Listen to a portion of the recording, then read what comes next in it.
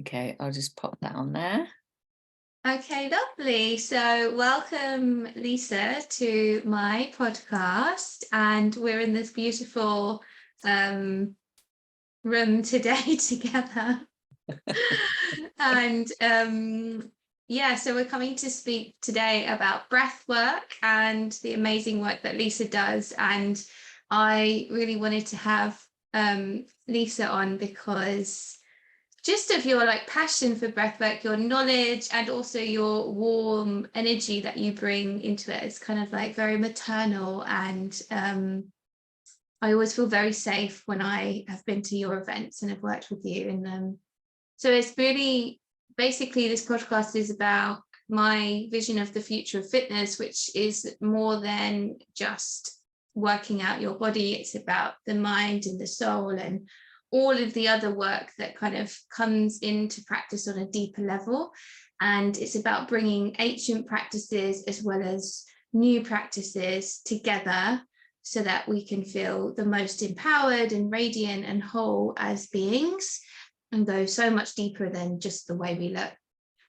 So Lisa, oh, do you? Okay, good. I'm pretending. Yeah, I'm trying to go on. Oh, I think it's the way forward because, I mean, I was kind of teenager in the late 80s and going into the 90s. Everything was about kind of being fit and Jane Fonda and, leotards and fame. And that was all really good, but it was kind of quite superficial, really, on its own.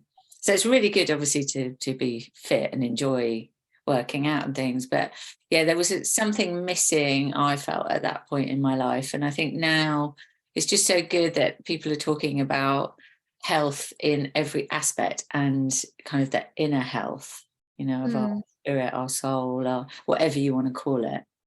Yeah. So I love that you're bringing it all together, Alice. That's great. Well, it's what I do with my clients, and I just thought, what better way to do it than to bring on all the people that have helped me and kind of show people how amazing you are and get you to kind of bring all of your wisdom to everybody, as many people as possible. And yeah, so how did you get into breathwork? Why is breathwork so important to you? So I actually, when I think back and I think, well, what led me to the breathwork that I do now was actually Kundalini, which is what you see. So Kundalini yoga is, as you know, just incredible, and I still practice it. And it was sort of getting involved and going to Kundalini classes where I first kind of noticed how changing my breath would change how I felt, particularly like breath of fire and, really stirring things up. And then afterwards being like, woo, this is really good. Like this sort of natural high and, and also really peaceful and all of that, all of the different things. So, and I was actually doing a 40-day Kundalini set, which was the set for change. And did you do 40 days? I did, but I learned a lot. So I've done a few of them. And I can't remember if that exact one was one of them where I got to day 21 and then everything, I just had a crazy day and I had to go back to day 1 again the next day. But all of that was kind of part of the practice, as you know, of just getting back to it again and not being too upset that you were kind of on this roll, you were halfway there and then you messed up in some way, because that's how you think about it, and then you get back on it again. So anyway, I was doing that 40-day Kundalini change set, and during that time I went to Goa on a sort of solo trip on my own, and the yoga was what made me really brave enough to do it. And I can remember being in my little beach hut overlooking the sea and just the sounds of India and doing my mantras, and it was just so lovely. And it was while I was out there that I met Nicola Price, who runs Inspirational Breathing, and had my first breathwork session actually out at sea on a paddleboard, weirdly. Oh, impromptu as well, because we'd gone out to see the dolphins in the morning because they came around us. And anyway, ended up having a breathwork session out there, and I didn't really know what had happened, but what I felt was a huge shift in kind of every part of me, and I was kind of, what is this? So that's how it started. Yeah. And then since then, it's been kind of, it's the thing that you're known for now, is your amazing breathwork workshops and working with people one-to-one. And do you ever kind of, do you feel inspired every day with it? Yes. Yeah. I mean, inspired, even that word, isn't it? Like breath, you know. So, I mean, from that experience in Goa, I didn't know that was going to end up being a breath worker. I was in a completely different, I was working community work and safeguard, you know, I had a normal-ish job working for a council, you know, it was very, very different. But when I came back, I went on a journey, first of all, for my own healing with Nicola and inspirational breathing, and learning about myself and practicing myself so I could shift and change things. And somehow from that, I ended up training. I don't know quite where that happened, but I mean, I'm so glad it did. And now, I've been doing this for over 5 years. Absolutely love it, and I'm full-time doing it now. And amazing. It's just so exciting and so amazing to be able to, it was an honour really to hold space for individuals and groups of people who want to explore where the breath can take them, how they can release stuff that kind of gets in the way. Like, we all have it. I think it's a lifetime of just trying to manage all of the different relationships we have, like to ourselves, to other people, to life, to jobs, to work, to family. I mean, there's just so much stuff. And I think breath work is the thing that just gets straight to the center, helps you have a good old clear out. And feel really good and get on with things again.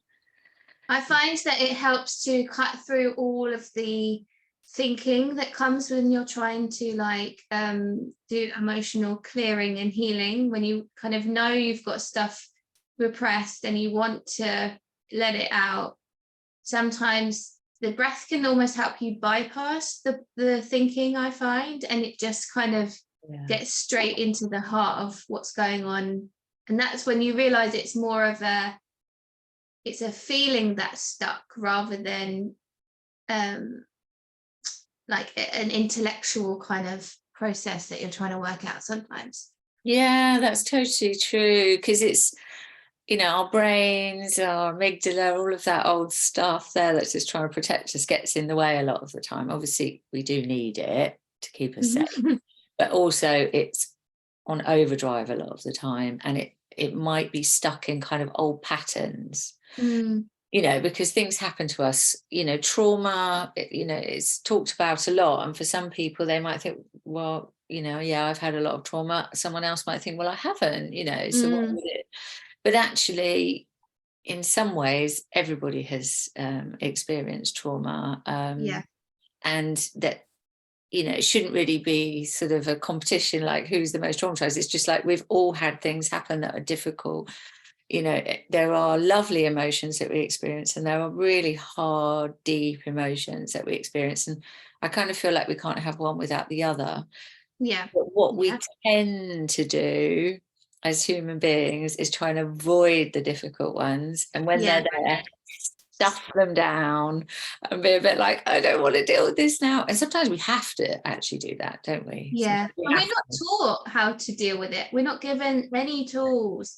We're given tools of how to deal with, like, well, more or less with kind of the mental side of things, but there is nothing about emotional, like, maturity or how to deal with emotions. Nothing. Yeah, it's crazy. It should be happening in school. I mean, there is a school breathe program, which is brilliant. That's happening. That Amy Hartley set up with Mel Breathgal and a few others, and they are actually getting into schools and teaching teachers to do breath work with children. So I kind of feel like the next generations, it's all really good for them. But I know that in mine, I mean, you know, literally it was never discussed. And I grew up in a time where it was like children were seen, the phrase was you're seen and not heard. All of that stuff. And boys particularly were told you can't cry.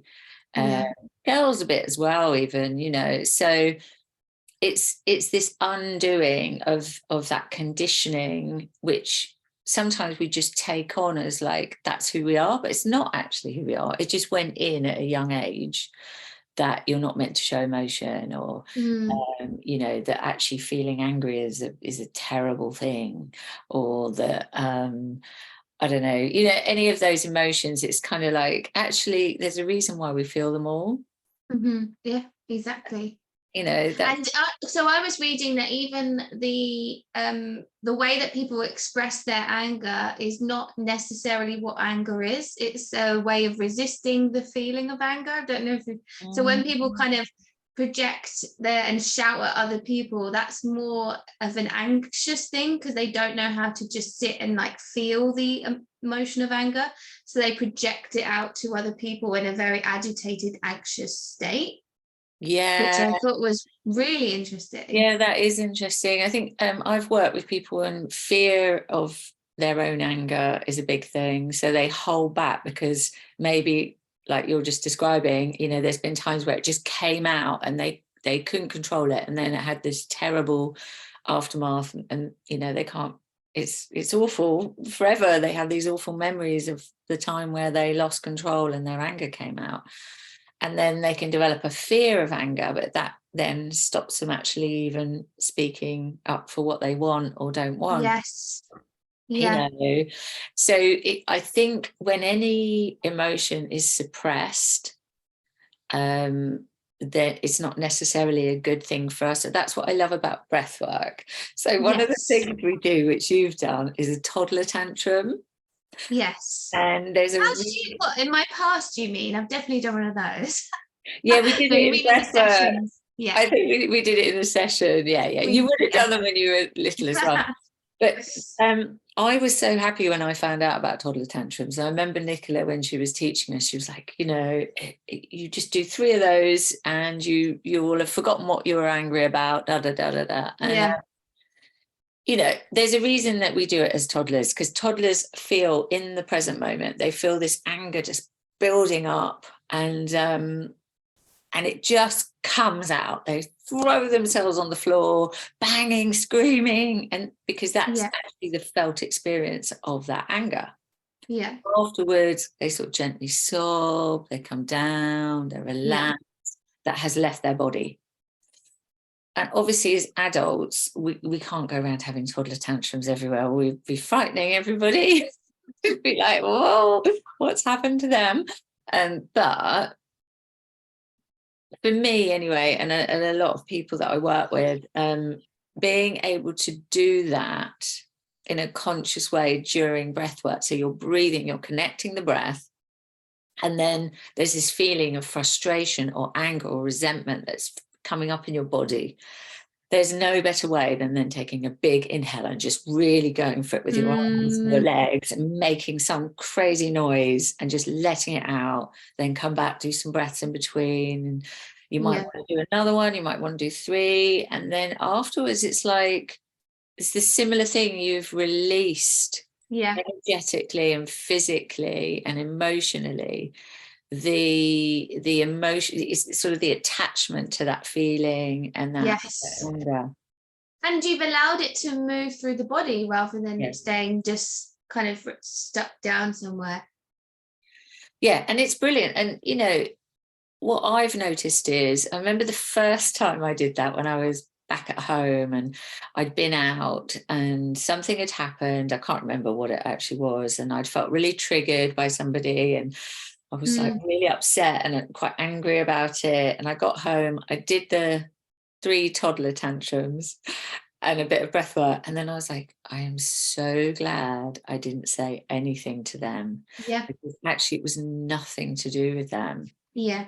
It was actually about me and how I was feeling. Because ultimately, you know, someone else might have said the same thing and it not bothered me. So there's so many more things going on, and I think breathwork is like just a really good tool to shift some of this stuff that, you know, isn't useful. So what would you say for somebody kind of starting to try to understand how breath work kind of affects the body physically? Is there anything that happens specifically when you start to breathe? And you had mentioned a certain type of breath, connected breath as well there. Yeah.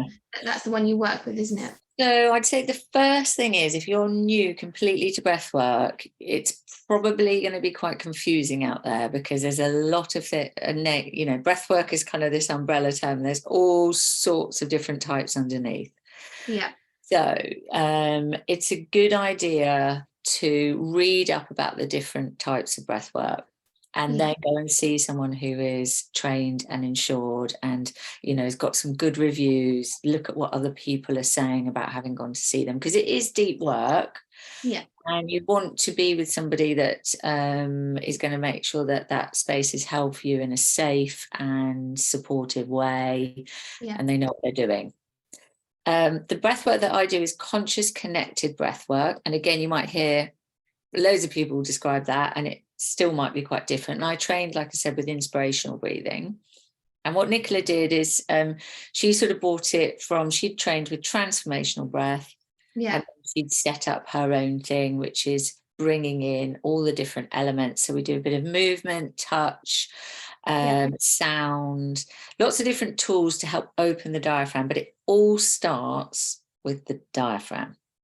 So it's all about breathing from our diaphragm, which is how we were breathing when we were born, if we were born healthy.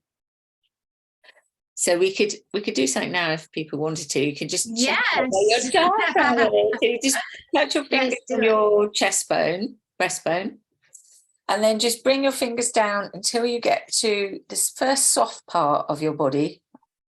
And that's your diaphragm. And then you've got your ribs here, and your diaphragm's going all the way around underneath your ribs and all the way around your back as well. So you've got this diaphragm here. And when we breathe in, what we want to be doing is breathing in, the diaphragm's coming down, the belly's coming out, and then exhale, we just want it to drop back. Inhale, exhale. However, I've breathed a lot of people now, and most adults and quite a lot of teenagers and some children aren't breathing like that. We're not using our diaphragm. A lot of people I see are chest breathers, so the breath's all up here, chest and shoulders coming up there. Not surprising, because we have stress receptors up here, and our body, you know, you can, if you get anxious, you can hear your heart beat. Yeah. And because it's all, everything's coming up here, and it's a bit like the breath coming into the shoulders is a bit like protecting the jugular. If you imagine, it's like, oh. But of course, breathing up into your chest and shoulders on its own, you're not getting as much breath. You're not getting this big optimal breath that you really want to get. You want it to also be in your belly. Yeah. So it will depend on how people are breathing. They can check in, are they breathing in their chest? Are they breathing in their belly? We could do that now. Just so just one hand on the belly, one hand on the chest. And if you're seated, just making sure your feet are nice and flat on the floor, and then your sit bones are nice and relaxed. And it's like you've got this little thread coming out the top of your head. So you've got a nice straight spine. And then you can take a nice big inhale through your nose, filling up. Exhale through your mouth. And on the next inhale, just notice which hand is moving. Is the hand on your belly moving? Or the hand on your chest moving? And let it go. And on the next inhale, just notice how big a breath can you get right now in this moment. Can you get a nice big breath, or does it feel a little bit tight?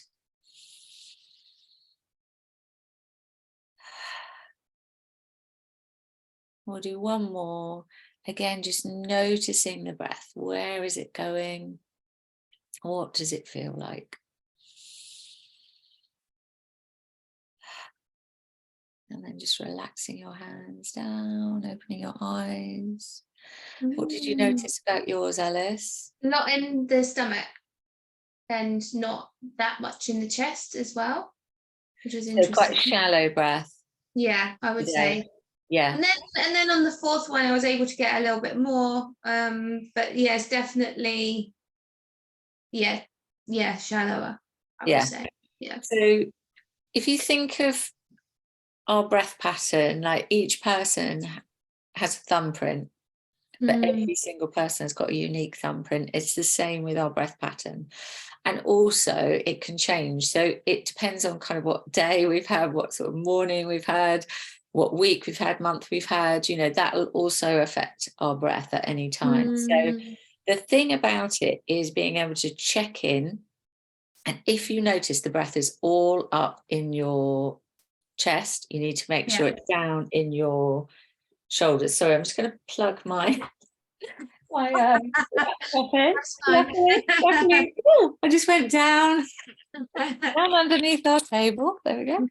When this comes out I was just thinking, I'm wondering if it actually is going to come out the background, and then people have no idea. The fact that we're in a cozy, well, it's like we're outside. Hang on. Outside, inside. Yeah. Oh, can't quite get the leaf. Try and get the leaf, yeah. Try and get the cup of tea. Yeah, my hand's much bigger than the cup of tea. So basically, if you're breathing up in your chest, you want to make sure you're bringing it down into your belly, and you can push your hands against your belly, fill up your belly on the inhale like you're filling up a balloon, and then let it go, and just keep focusing on bringing the breath in your belly because it's already in your chest. You don't really need to worry about that. We want it to come in both, but if it's all in the chest, make sure you bring it in the belly, and if it's all in the belly, make sure you bring it in the chest. And if it's shallow, what we want to do, like with you now, if we were going to go into a breathwork session, I'd get you moving, I'd get you stretching the breath, making some sounds, and just opening it all up. So there's so much that we can do, but it all starts with just noticing, how do I breathe, and those little adjustments. And does it affect the nervous system as well? How does that happen? Yeah. So what we're doing when we do the conscious connected, quite often we're doing it through the mouth, unless we're somewhere where the air isn't clean. And the reason that we're using a mouth breath, it's literally because we can get more breath in. If you take a breath in through your nose, now try taking one in through your mouth. It's just literally you can get more breath in. Okay. And we're only doing it for a practice. So day to day, we want to be breathing through our nose as we're going around. But this practice is bringing, nice big inhale in. So I think it's important to know that, to kind of know that there's so many different ways to breathe, and it's not that one's better than the other. And like you said, knowing when to use mouth breath and when to use nose breath. Because I do a lot with people, trying to get them to breathe through their nose in the sessions so that they can get into the habit of breathing through their nose, when they're by themselves. Yeah. And also there are breathing techniques that are through the mouth. It's not just this conscious connected, because you'll do it in Kundalini, there's fits of anger. Yeah. There's all sorts of ones. So it's not like it's really bad for us. What we want to be in our day-to-day breathing, yes, we want to be using our nostrils, they've got our nostril hairs and all the rest of it. But for this practice, then you use the mouth breath, we're bringing in the breath, we're activating. So what we do is we take the body into a kind of,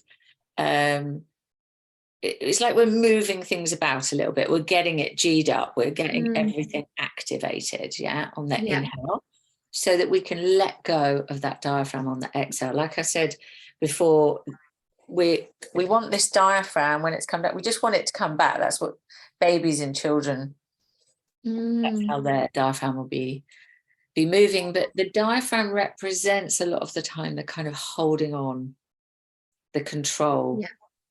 So if we're just going through life, it might be really tight here, and might be quite hard to let go of your diaphragm.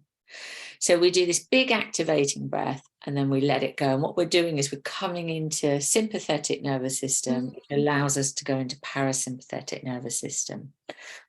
Okay, cool. So you're going into sympathetic to then, is it almost kind of like creating the contrast, so it's even more sympathetic to then drop, like, I guess in yoga, sometimes I would say we're going to do a plank with breath of fire so that you can kind of feel the contrast. So you feel even more relaxed when you come out of it. Yeah. It is like that. Yeah. So it's like we're really activating and then we're letting go. And the more that we do that and we keep that breath connected, the deeper that we go into our physical body. And like you said, you come out of the mind and you come into the body, and our bodies are so intelligent. They're so incredible. And I didn't realize this before. When we started off by talking about physical exercise and me doing my Jane Fonda videos in the 80s, but I did have a relationship with my body, but it was more about how it looked. I was fit, and all of that. And I didn't really appreciate how intelligent it is. And, that whole idea of our gut, this brain in our gut, our gut feeling, it tells us. We just know sometimes. When we know, and it comes from our gut. And in many cultures, the gut is the first brain. So it's things like that. It's like really listening in. And that's what breathwork can take you to. While you're in a session, you go deeper and deeper into your body, and then your body might start releasing physically. You might get some twitches, some undoing of things in your body. It might just do it without you consciously doing it. You may have emotions come up. You might have a good old cry, and then afterwards, it's a bit like with the toddler tantrum. Afterwards, you're like, I feel much lighter now, because it's almost like some of this stuff is weighing us down. Yes. And we don't even know it until we're in the breathwork session. And then it's like, oh gosh, what's this? Yeah. Release it and let go. And that's why it's important to have someone who can hold the space well for you, because your breathwork practitioner should be intuitively working with you and supporting you every step of the way. So if you do have a release, maybe you'll feel, because for a lot of people, they feel awkward crying in front of people, that you don't feel awkward, that you feel held, you feel nurtured, you feel like you've sort of been wrapped up to then come back again, And it can be quite very healing, because it means that perhaps as a child it wasn't safe to cry, or there was somebody didn't know how to deal with that, and so then you can kind of almost come back and reprogram your relationship with your emotions through this, especially like you said, if you're in a really supportive, nurturing relation, and then you feel more comfortable and kind of that it is safe to have emotions and to feel.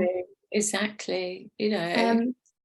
And I was going to also, you saying kind of your relationship with your body, I thought that was really important, because that's one of the really strong points that I wanted to make, because when I started to experience my body on a deeper level, other than what it looked like, but how it felt to be in my body, and how all of the kind of just magical experience you get when you have that strong sensational experience of your body, it just kind of, I think it's very healing for people who have like body dysmorphia, eating issues, things like that. It just is completely redefining our relationship with our body on a much deeper level. I agree. And I mean, for one, I'm still developing a good relationship with my body, because so my mum was always on a diet.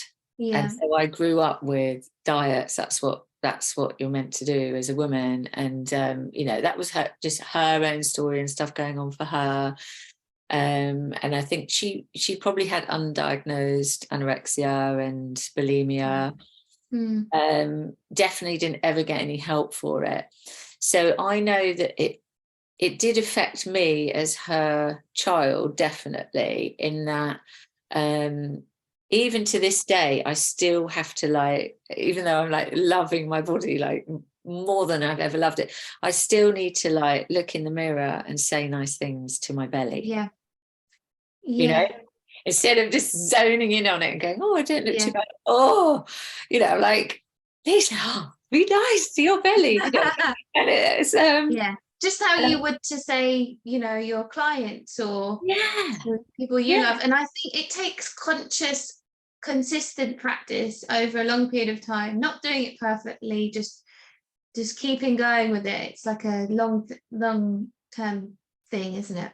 It really is. And I think that's what I think the breath brings, however you access it, whether it's through Kundalini, whether it's through other types of yoga, whether it's through exercise, runners focus on their breath, or whether it's through the type of breath work that I do, the conscious, connected, deep work. Your breath is you, really, at the center of it, and it connects you more to you and your body, and your relationship with it really opens up so many doors and ways of living and being and joy and happiness, and just it really is one of the most freeing practices that you could ever do. I think if you're somebody that is really struggling with meditation, really struggling with an overactive mind, struggling to get past kind of critical thoughts, breathwork is like the best way to do that. It's such a good way to switch off the mind. I found it's the most powerful. It's really interesting you say that, because so many people come to me and say, oh, I can't meditate though, and I'm like, well, it's not really meditate. You don't need to make any thoughts go away. In fact, the thoughts that are there are quite interesting. You can just engage with them, whatever it is. It doesn't really matter. You don't have to clear your mind, because that's going to happen anyway. At some point during your session, that's going to happen anyway. Your body's going to... I feel like it slowly pulls you back. It slowly helps you to detach from the thoughts. That's the main thing, isn't it? It's like just being able to be slightly less in your thoughts and more just kind of stepping back from them. And then, I mean, we've talked about a lot of the physical, and we've talked about the practice a bit, but there's also a very deep spiritual aspect to this, which again always comes with the breath, because it is us. And people think about it and connect with it in different ways. So for someone, it might just be, you know, that feeling of me, or that kind of knowing that I have sometimes, whether I want to do something or not. And for someone else, it might be, you know, my spirit, my soul. For someone else, it might be, you know, this energy that I am. But we all know what that is, and it is us at the very core of us. And when we go into our breath work, the deeper we go with it, the more we connect with that part of us, which is literally just blissful, which is why I called my business Breathing Bliss, because literally you are breathing your bliss. It's you, without any of that stuff. It's almost like that you get to the place that's untouched by other people, or even yourself and all of your, you know, thoughts and emotions. You just get to this beautiful place, you know. And I think that even just having a few seconds of that feeling is hugely transformative, and gets you to see the bigger picture in life and your life, and maybe make you completely change what made me completely change what I was doing, and makes a lot of people have just a different feeling about their life. I think it's such a good way to kind of detach from your external character that you play every day. You can let all of the challenges and the complexities of life just fall away for a moment, and you're just focusing on the simplicity of breath. And it's like such a relief, I think, to put everything down and to feel, it's like you're feeling yourself, aren't you? Your inner self is how I try to explain it to people. And to be able to feel your inner self and not just think that your thoughts all the time is also just a relief, I think, isn't it? There's like a way out of all of this. It's so exciting, you know. For me, it's Mm, like, because breathwork's different every time as well. So because we are different, you know, we're mm, changing all the time, like throughout the day even. So um just the fact that it's always different and it will always take you somewhere different. And I mean, some people are very visual, and so during their breathwork session they might see mm. colors and lights, some time travel. They're literally Yeah. traveling through time, having lots of visuals. um I haven't had some of those for a while, but I'm going to be breathed tomorrow in Brighton with Oh, a lovely. couple of the breath workers. So if for me, I can go deeper when I'm being held as Yeah. well. So it depends. But you could, you know, people have all sorts of experiences. Some people, you know, might have flashbacks or images of things that they haven't thought about for years and years, and go, wow, why did that come up? And it's pretty incredible what's happening. I think it's obviously a bit of a clear out for the brain, Yeah. a clear out for the body, and this opening up to all possibilities. Really, that's the thing. It's Yeah. making space and making and changing you for in a Yeah. good way. And you need to, like, I like what you said about having clear out for the mind and the body, because I think it's just like we need to brush our teeth every day, we need to remember to kind of declutter the stress built up, the emotions built up, the physical tension, and all of that can be released through breath work. Yeah, it really can. And you know, we are energy. If you, I know that's kind of like a thing and people go, yeah, right, but we are. If you But yeah, divide it as you up break into, it down. yeah, Yeah. what are we? Why, we're skin and bones, and then you keep, well, what's that, you come to Yeah. energy. And Yeah. everything has got an energy about it, even at this table that we're Mhm. sitting at. And the fire that way, can make my finger Which go is not that way. moving, I just realized. It's a million fire, but you know, and we're in autumn, even though we're about to go in spring. But I love it. I love the background. Um, Thank you. but everything is energy, and everything. So we get affected by other people Yeah. and things that are happening in the world, and by the way things look and feel, Mm, and vice versa.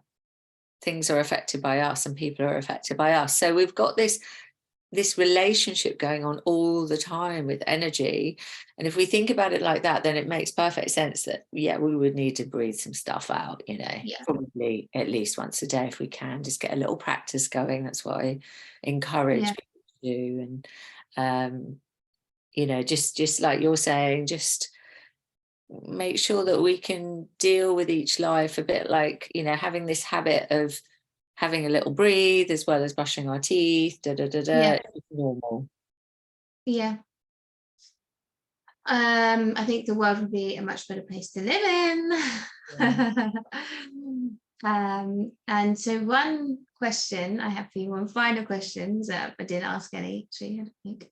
Maybe I did, I don't know. Not so And fast.